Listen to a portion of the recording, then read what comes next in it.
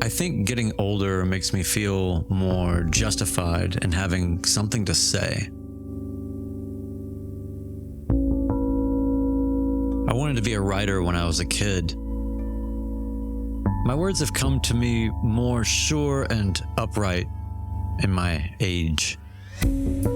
Perhaps it's easier also because time is slipping and the impetus on certainty or completed thoughts is fading. Say what you have to say now. Be who you are now. There is no foothold. There is no certainty. The constellations tell us that, but if you have to be somewhere to see them, to find yourself, to see yourself as an atom on the cuff of the sleeve of the universe, then do that.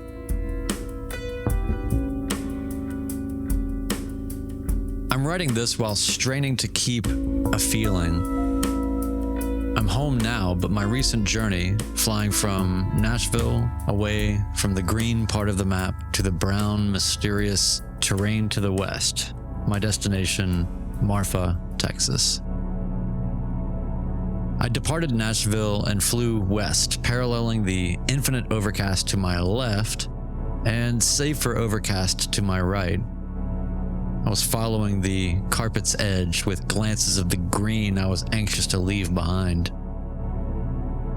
I encountered many new scenes in the movie we pilots watch evolving in our windscreens, outtakes I had not seen yet, formations and buildups of parading clouds almost mocking me as I remained steadfast at 10,500 feet.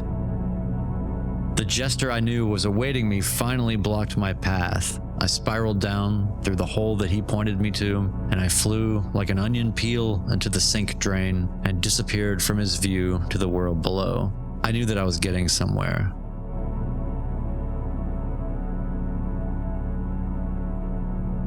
I landed in Fort Smith, Arkansas, and could not carry on any longer because the sky was showing reruns of the same forecast I had managed to avoid until then. So I got a room there, got some dinner. I walked the old downtown for a spell, and I saw the remnants of an art revitalization effort, though lingering, also fading like I was. I went to sleep early. By sunrise, I was already at the airport preparing the plane. I realized the sun comes up much later, despite being in the same time zone, so I waited for the sun and was wheels up into the blue, flying due west now, avoiding the storms to the southwest, the direction I needed to go.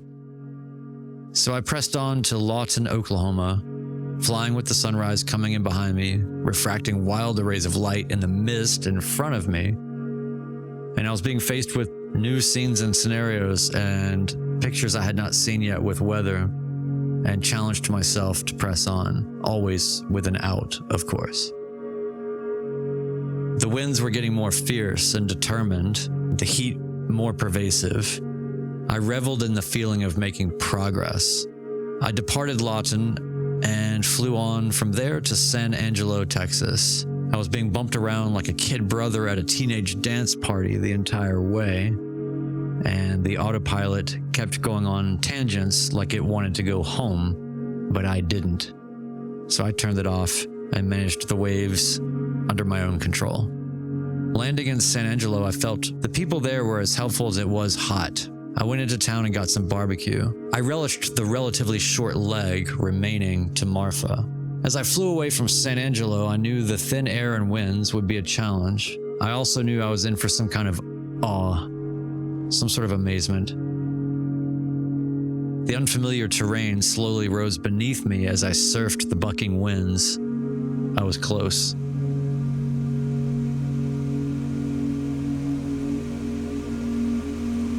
I was finally in the alien territory I always wanted to take an airplane into. Nothing was familiar. Nothing was routine. There was nothing in my sight. There was nothing of civilization. It was closer to a lunar flight or a scouting flight to help terraform Mars. I received some words of wisdom from experienced pilots and instructors familiar with landing on this moonscape. The density altitude can play tricks on you, so you have to be ready.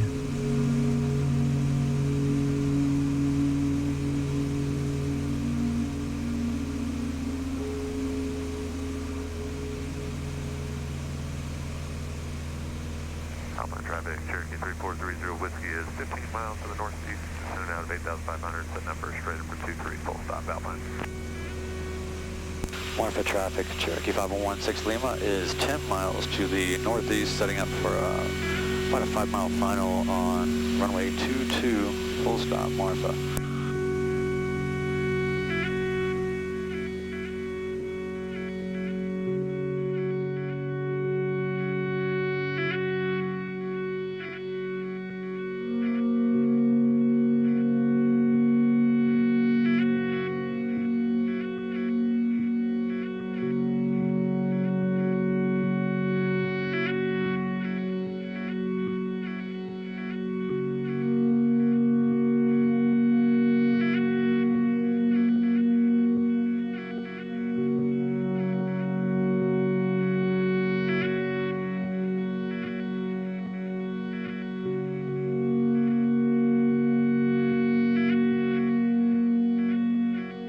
Fly your indicated airspeed. I recited this to myself as I came in high, slipped to land, had a longer rollout than I'm used to, but there I was, in Marfa, Texas. No one else was around anywhere. Well, there's nobody here, and I don't know where to go or what to do, so this will be fun.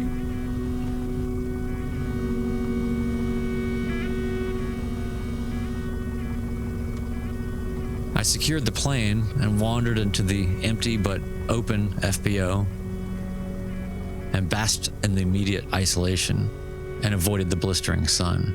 It was 100 degrees on a desert afternoon, but it was still welcome and dry compared to Nashville. I could actually breathe. I got my rented car, secured by a lockbox, headed down the long straight road into town, welcomed by the calm, the sun-drenched character, and easily parked my car directly in front of my hotel. Everything is easy here, or so it seems. I would gather over my time here that just like aviation, living here is a series of trade-offs. I got up the next morning early, walked about, found coffee, met a dog.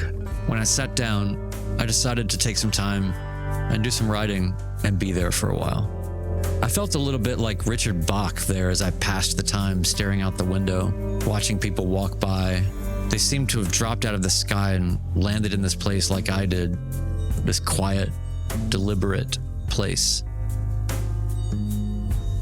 Instead of recounting everything that I did in Marfa, I'm just going to read the following meandering and wandering thoughts that I had while I was there, that I managed to write down at least.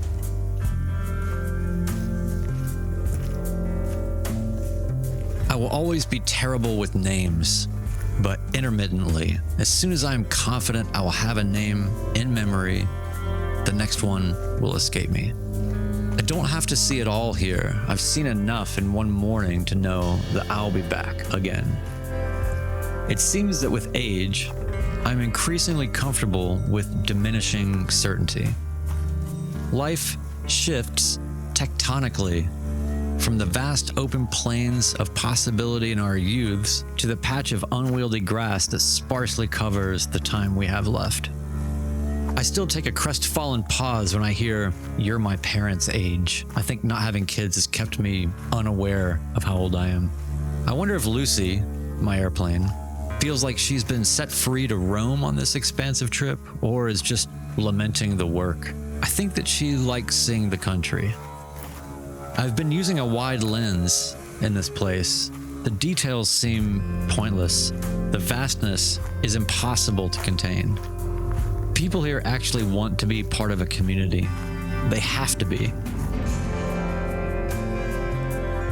The locals versus the new inhabitants is felt. As I sit here with my camera, I think, why bother? Everyone has a camera, if not over their shoulder, in their pocket. The only way to really look and see now is to prepare to never see what you're seeing again. Still images I take here are the observation, the video participation. The girl here at this coffee shop speaks to everyone one at a time as they come in every 10 minutes with a better than small talk warm tone. There are cobwebs and dust around in these shops. They don't beckon to be cleaned or removed, but rather to stay as they are. Gained and or lost. I'm not sure what I meant when I wrote that. Sit still, plan with no plan.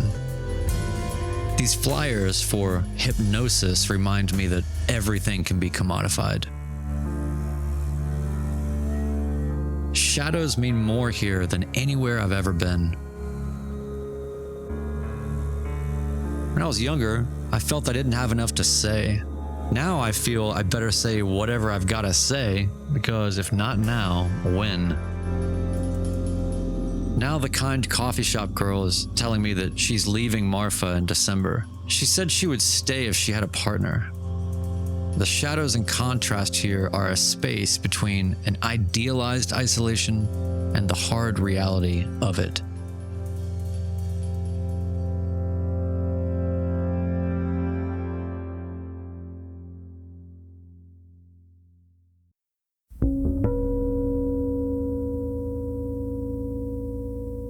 Everyone was so kind. I met so many new people that had been magnetized to the end of the road. No one accidentally arrives here. It's made of intentionality and sacrifice.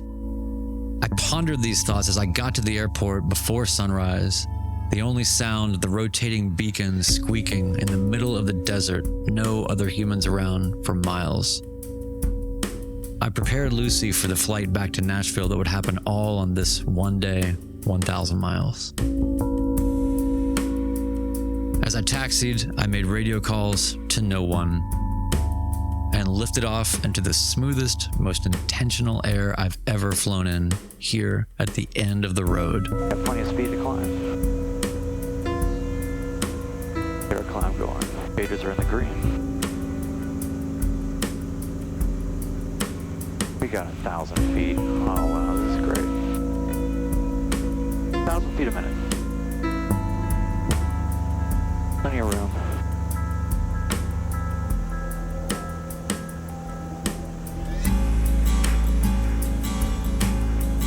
Alright, now we're gonna choose our speed here.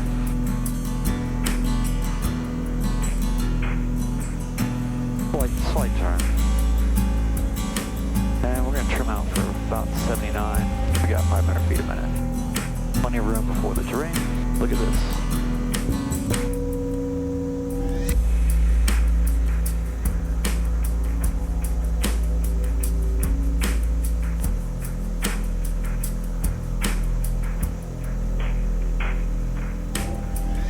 Smooth as glass.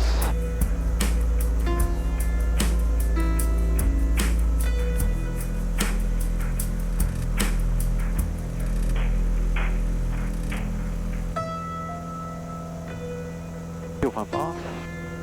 Fuel pressure is good.